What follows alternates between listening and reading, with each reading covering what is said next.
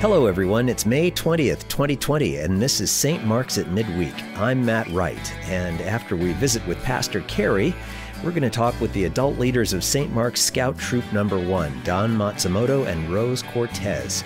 Did you know that our troop is 106 years old? Scouting is thriving in Altadena with girls and boys, and we'll discover why in just a few minutes.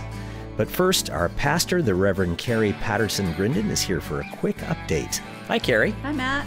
What's going on at St. Mark's this week? Is the church just as busy even though we don't see each other on Sunday? Remarkably, yes. Yeah. I think it's because we keep trying to do all we can to care for each other, to worship together, all of that. I just came from staff meeting, actually. I was in the office for that. I Zoom into staff meeting from my office just for a little sense of normalcy. And Lisa Ayang safely socially distanced at her desk. Lisa Sylvester safely socially distanced in her office. So the three of us were in the space, but distinct.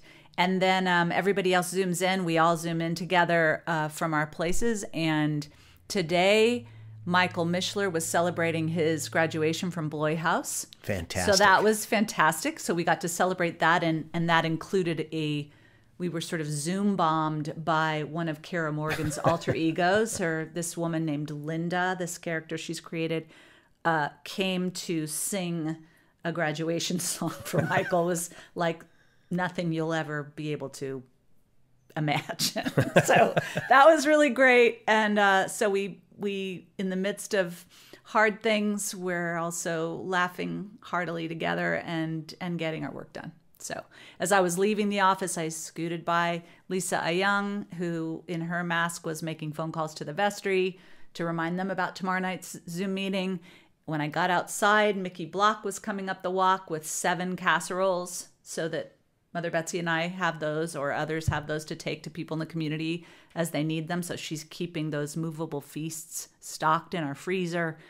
It's just sort of business as usual in this era, for St. Mark's to just keep caring and gathering whatever way we can. So wonderful. Oh, that's great. It is.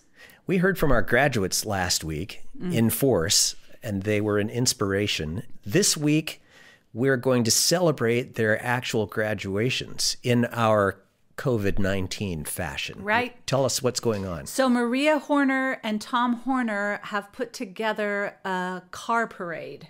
So maybe you've seen some of those, on Facebook and other places. So we are putting together a St. Mark's version of that. And what we're going to do is drive by the homes of all of our high school seniors who are graduating or have graduated in our cars, safely distanced, but making as much noise and craziness as we can to honor those. If you want to be part of that, if anybody wants to be part of that, you just email Maria and she'll set you up with instructions for that. We would like people to RSVP to her for that, so we have some sense of how many people we're going to have, but everybody is welcome to that. And then the other thing we're doing for those high school seniors is we're asking the whole community to write cards and send cards. There are 9 of those graduates. So if you can write a card to each of them, we want their mailboxes to be totally flooded with our love and support. They've had to give up a lot this year. So we want to really let them feel and know how much we appreciate them, how much we love them, and how much we believe in them. So you can write letters or cards to them this week and get those in the mail. So that would kind of be in conjunction with this parade. This week will just be a love fest for all of our high school seniors. It'll be great. From the St. Mark's community. Well, good. I'll be there, and I know a lot of people listening will be there too, and we'll talk about it next week. Thanks for coming by. Thank you, Matt.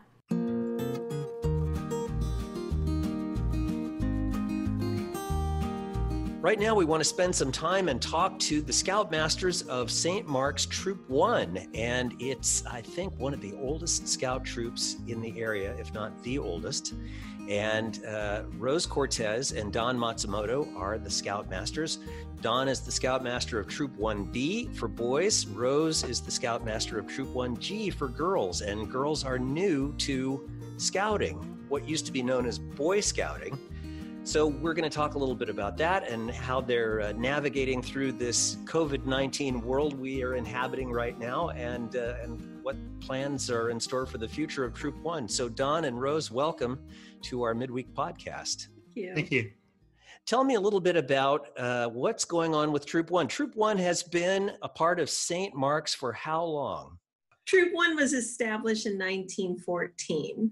Okay, so 106 years. The troop has been around almost as long as the parish. How many scouts are in both troops combined? Just under 30, I think, Okay. currently. How many boys and how many girls? Yes, we have 6 girls registered. Yeah, and about 23, 24 boys. And how long have girls been a part of Troop One? So Troop 1G was established February 2nd, 2019. So now we're looking at about 1 year and 3 months. Just a little more than a year. And how do you feel it's going well? I think so. The girls who currently participate in Troop 1G are very enthusiastic and they're go-getters. They seem to be enjoying all that scouting offers, boys and girls. That's great. Now, what kind of a change was it? Don, you've been involved in the troop for how long? About 6 years, I think. Was it a big shift to bring girls into the troop? Was it a tough change? Was it an easy change? How did that go? Let's see. I think I took over the troop not very long, just about a year ago. Okay. So that's about when the girls were coming in. So, just for me to transition from assistant scoutmaster to scoutmaster was a big change. And then the girls just sort of were part of it. And the boys seem to enjoy it. They enjoy the extra camaraderie. And yeah, when we go on outings, it seems to work out really well. When you go on outings, do you go together? Do both troops go together? For most of them, yes. Sometimes, different people will sign up or not sign up. But when both boys and girls sign up, then we'll be camping, side by side, separated by, our required rules and regulations. Right.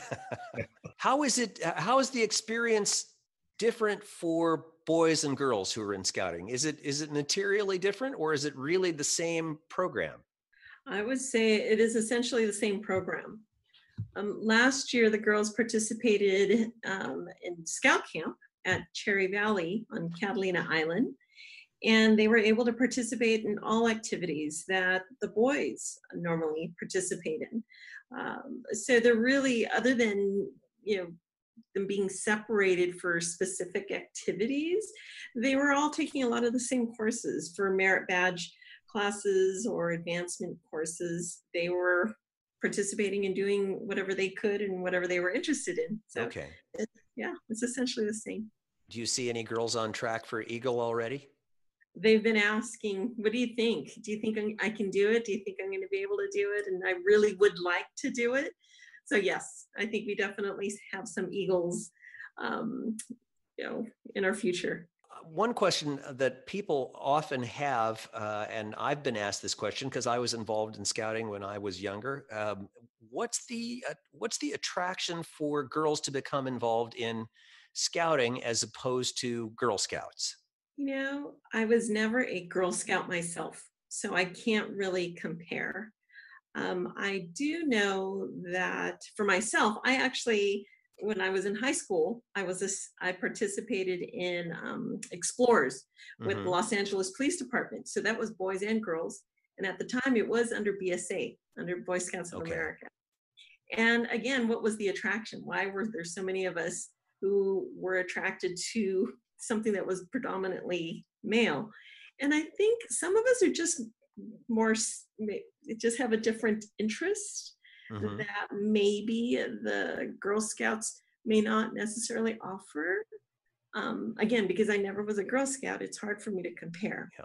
But I will say with the Scouts or with the boys, we definitely do more hiking, we definitely do more camping, a little more physicality, and we're just learning other things, more hands-on.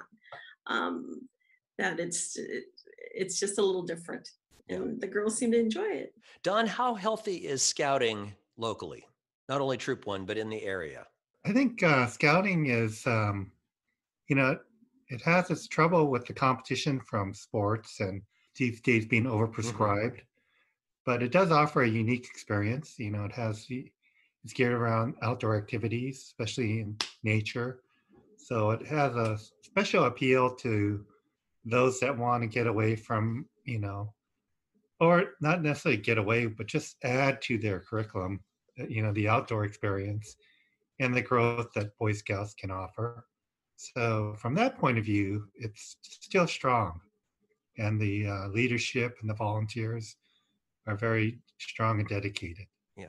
How would you characterize Troop 1? What's the balance between advancement and activities and outdoor activities, mountaineering and things like that?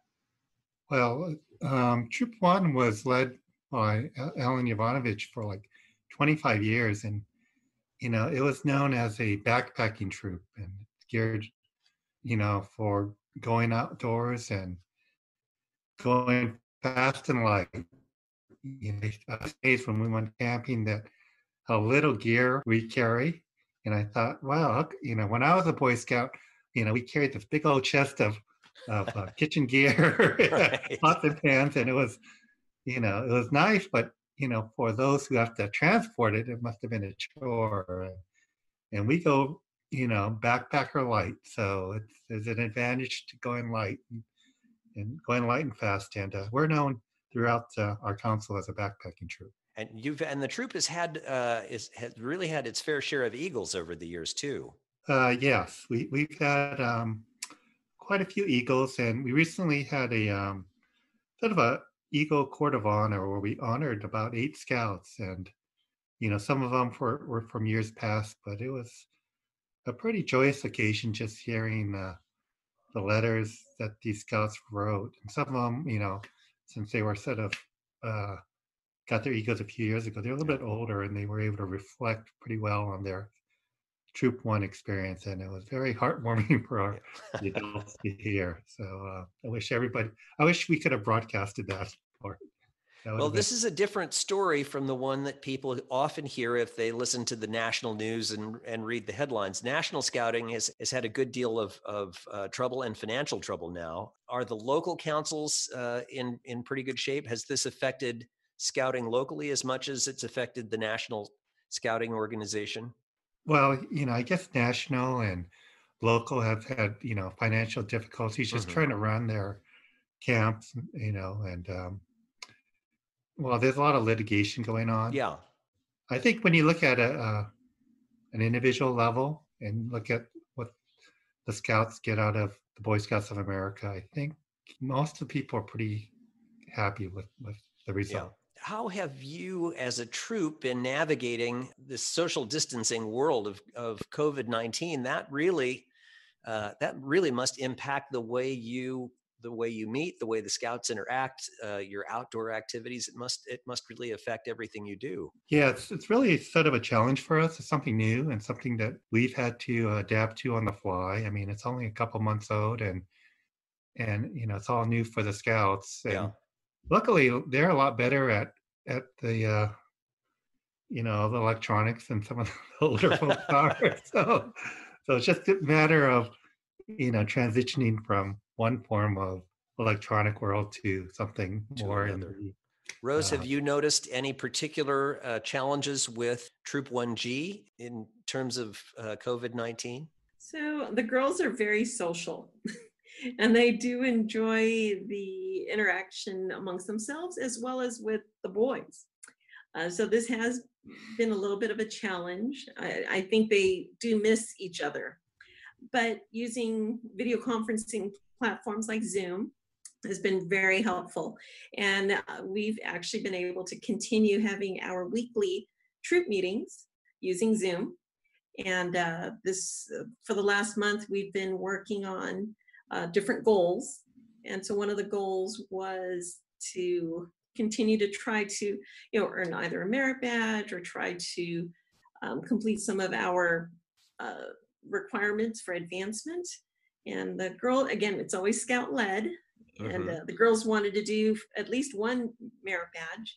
And so as a first aid merit badge counselor, I said, you guys want to earn your first aid merit badge? And they said, yes.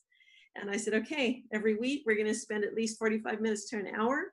And by the end of 4.5, 5 weeks, you guys will have earned it. And so we've been doing the first aid merit badge every week. And then also we like to emphasize that we do community service projects. And so we've focused also on making these paracord bracelets that we will give to Operation Gratitude at the end of the year. And I tease the girls that our goal is to make 1,000 of these paracord bracelets. And they kind of freaked out, but I think they're up to the challenge. And we also have extended it to the boys troop.